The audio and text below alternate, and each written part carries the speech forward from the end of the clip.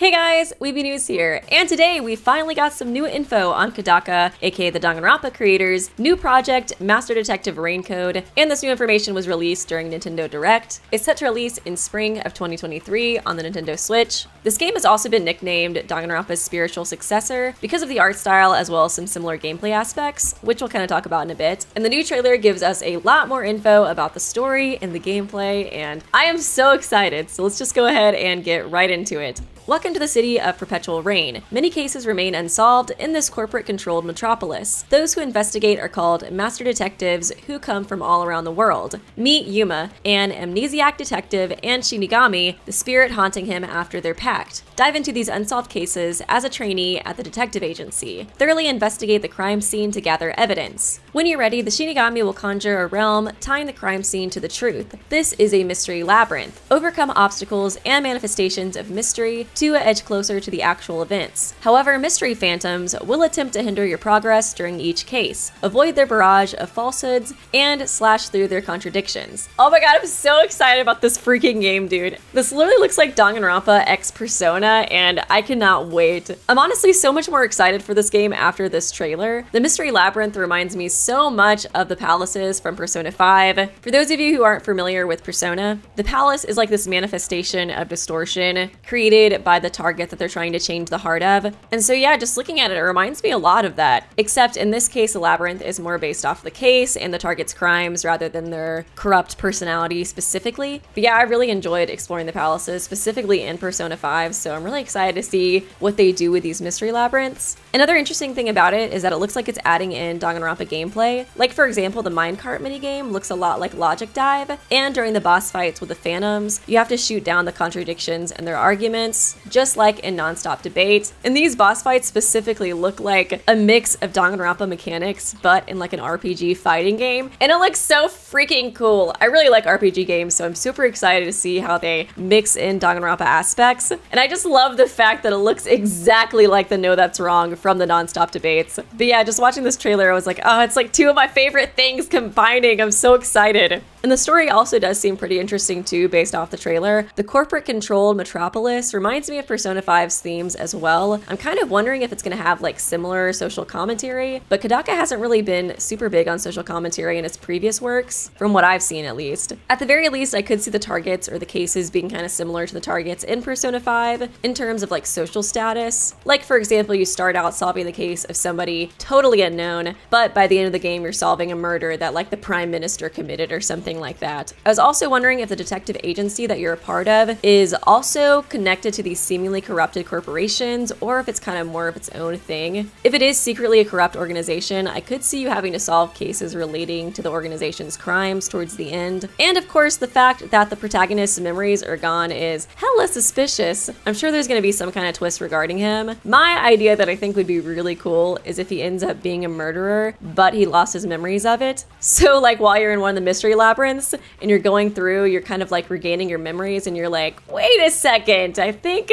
I might have done this. It'd be cool too because you could fight a phantom of yourself, and it could either be based off of like that part of you that's like denying that you actually did it, or you could be fighting your more evil self that you just haven't really come into contact with yet because you lost your memories. But I don't know, I think that idea is really cool, so I think I'd be really interested if they incorporated something like that. And then also looking at the characters, the detectives in the agency all look pretty unique. My favorite guy is the one with the furry hat. He seems pretty cool. He kind of gives me like Gundam vibes. I wonder if they'll have like nicknames and things they specialize in to mimic Danganronpa talents. In Akudama Drive, they kind of did that with the characters, so I could see it happening here as well. And then literally the protagonist looks like Nigeri's love child, and you know I love that, baby. I'm just gonna be Delulu the whole game and pretend it actually is their kid. Don't judge me. But yeah, overall, these are my thoughts on this game. Like I said, I'm super duper excited. I cannot wait till this releases. I definitely will be either let's playing it or streaming it, just depending on how like grindy the game is. I don't really care to stream games that are super grindy since I feel like it's not as